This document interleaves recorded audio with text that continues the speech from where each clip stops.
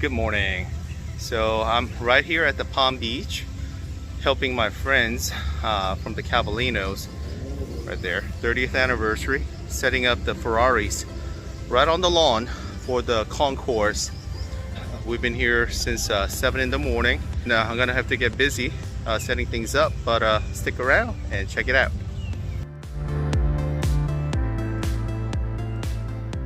So here we go. The cars are being lined up for the Concourse. Now this is considered to be the most exclusive Concourse of its kind, especially for the Ferrari. Now the highlight of the Cavallino Classic that has been going on for 30 years is of course the Concourse on the Saturday.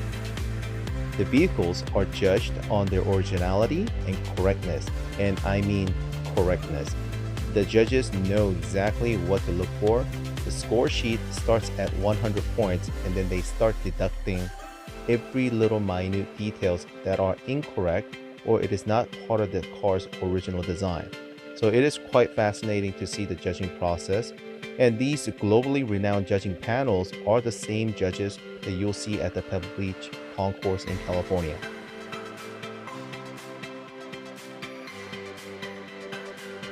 So let me just briefly go over the Cavallino Classic, which spawned out of Cavallino Magazine.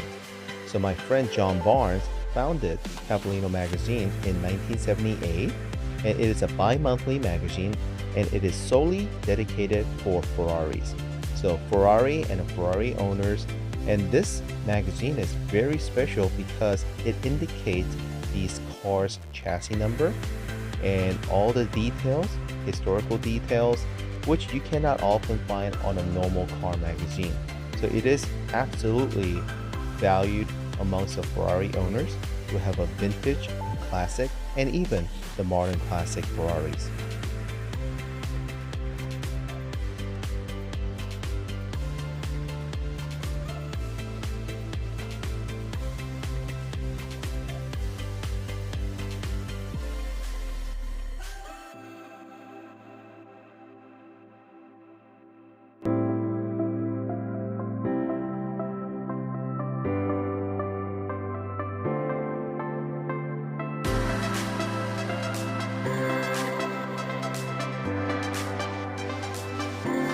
Here is a good example of beautifully restored 275 GTV/4.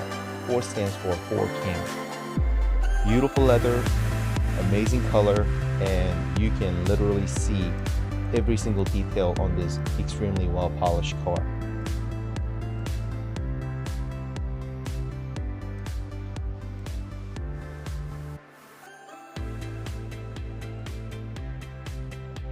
Here comes Chef Rocco. Really nice guy. Got to meet him for 2 days, and I even had a chance to go to his restaurant, Elisabetta. But he is very, very famous chef in southern Florida, and he brought this very unique Ferrari. This is one of 52 available Pista Piloti.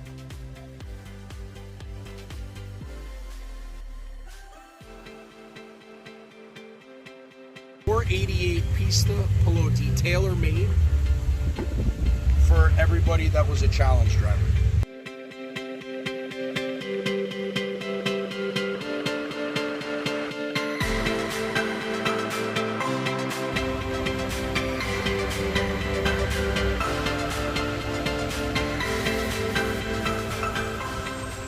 And here is the Ferrari, also known as LaFerrari, and it is one of 499 ever built, and there were 2 here at the show, and it is their first hybrid hypercar, and it is really extreme looking car.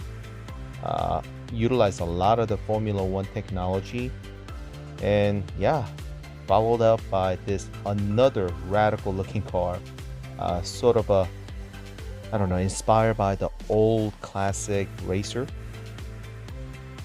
And look at this cockpit, it is wild. There's no windshield. It is just absolutely stunning looking car. Great color combination as well. And matter of fact, Chef Gordon Ramsay is rumored to be one of these proud owner. But Monza SP2, this is a special. I believe there are less than 100 out on the market. And yeah, this was the first time for me to ever see it in flesh. And I gotta say, it grew on me. Initially, the shock factor was the biggest thing. But once I got to see it, I really start to like the color combination, the stance. It's a gorgeous car.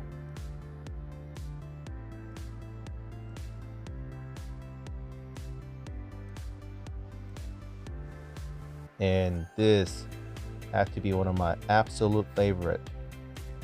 It's a 7-time world champion Michael Schumacher's 2001 Ferrari F1 machine. Yes, he actually drove this car. It's not some mock-up, it's not some sort of a copycat car. No, this actually was ran by Scuderia Ferrari in 2001, and Michael Schumacher actually drove this car. So it should be a museum piece somewhere in Germany or in Italy, since their hero for Scuderia Ferrari drove this car. But yeah, it's amazing to look at it.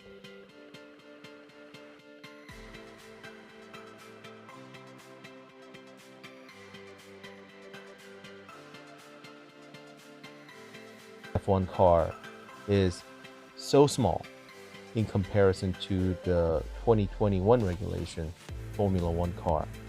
I mean, you have to be super slim to fit in this tiny cockpit. And look at all these buttons. I mean, buttons and dials while you're driving nearly 200 miles per hour. And you got to be able to set all these things. Definitely, it requires a very special human being to be a Formula One racer. And this was when we were getting rest of the lineup at the lawn. And you can see the 3 Daytonas. And I can't believe we actually had a 2 yellow Daytona back to back. And F40 was getting pulled in. And this was a 512 BB. And the owner is pulling out all the original toolkit, gloves, fuse, everything.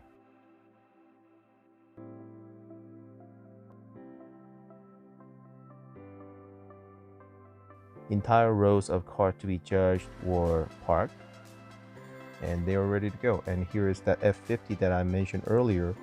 That F50 and 275 GTB are all owned by the same gentleman. Now this this is crazy. Has a Formula One winning racing engine, a V12 engine inside this boat. It's a Ferrari engine boat, and because it has no belts or pulleys or flywheels, it revs really fast and sounds vicious. I wish I actually recorded the sound of it. My kid loved this one because it was so raw, it was so visceral, and the crowd just went crazy when they fired up the engine. Very, very, very special, obviously, very historical piece. And I believe the Ferrari Classique is in the process of certifying this as one of the Ferrari's historical model. And here is Sergio. This was actually Pininfarina's concept work. So the car that was actually designed for concept design work. And people lined up and wanted to pay a lot of money. So Ferrari ended up making 6 of them. And I believe 3 are in America, 2 are in England, and 1 is in Japan, last time I checked.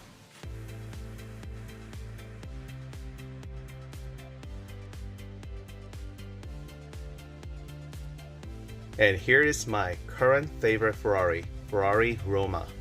Just got launched last year, and I got to see it for the first time in flesh. And picture does not do justice. It looks great on picture, but it looks even better in flesh. And oh my god, what a beautiful interior and newest technology. it's gonna sell well. It's gonna sell well, and it's another motivation for me to work really hard, and hopefully one day I can attain this beautiful car.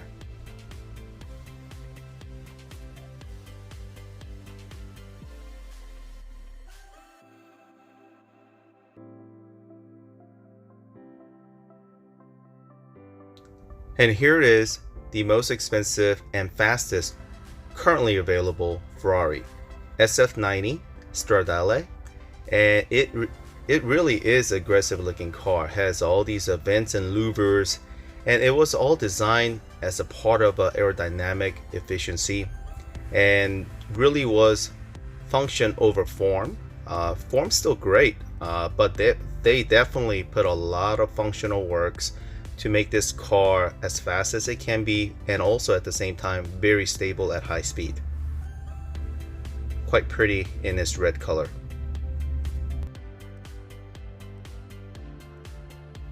Well, that wraps up our Cavallino Classics Saturday event. Hope you enjoyed it, and be sure to like and subscribe my channel. Thank you so much, and have a great day.